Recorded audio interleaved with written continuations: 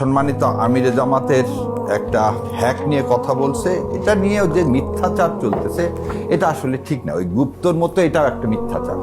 মিথ্যাচারের প্রথম কথা হলো 4:37 তিনি ছিলেন কোথায়? কেরানীগঞ্জে কোনাখোলাতে বক্তব্য দিচ্ছে। 5:09 যখন জানা গেল যে এটা হ্যাক হয়েছে, হ্যাক সবারই হয়, 5:09 পাসওয়ার্ডটা চেঞ্জ করা হয়েছে, 5:22 অ্যানাউন্স হয়েছে। সবচেয়ে আতঙ্কের বিষয়, যেই রাষ্ট্রপতিকে প্রথম দিন চেঞ্জ করা হলো এবং বলা হলো তিনি বাংলাদেশকে ওন করেন না, বাংলাদেশকে আজকের যে রাষ্ট্রপতি, আমি একদম দায়িত্ব নিয়ে বলতেছি, কেউ কোনো মামলা করলে করতে পারেন, এই রাষ্ট্রপতি কখনোই চাইবে না একটা সুস্থ সুন্দর একটা ইলেকশন এদেশে হোক, কারণ তার রক্তের মধ্যে হচ্ছে সে প্রেতাত্মাদের রক্ত।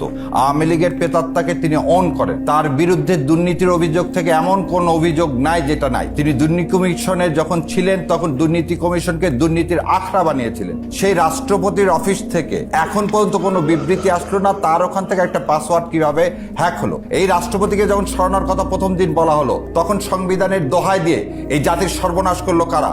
তারা এই জাতি জানে। আজকে আর যাই হোক, আমিরে জামাতের আর একটা জিনিস বলি, আমিরে জামাতের 2 মেয়ে, তার ওয়াইফ এমপি ছিলেন, এবং 2 মেয়ের মধ্যে আপনি আপনাকে বলি, খাওলা বিনতে খাওলা তার মেয়ের নাম, একটা নাম সাওলা, আর একটা মেয়ে, 2টা মেয়ের নামই তিনি ইসলামিক যে নামগুলো দিয়েছেন, এই 2টা নারী হচ্ছে যারা যুদ্ধ করছে, সো যে ভদ্রলোক তার মেয়েদের নাম দিতে পারেন তাদের নামে, যে মেয়েরা যুদ্ধ করছেন ইসলামের জন্য, ওহুদে যুদ্ধ করছেন, হুদাইবিয়াতে যুদ্ধ করছেন, ইয়ামামায় যুদ্ধ করছেন, সে ভদ্রলোক আর যাই হোক এরকম কথা বলবেন, এটা মনে হয় জাতি।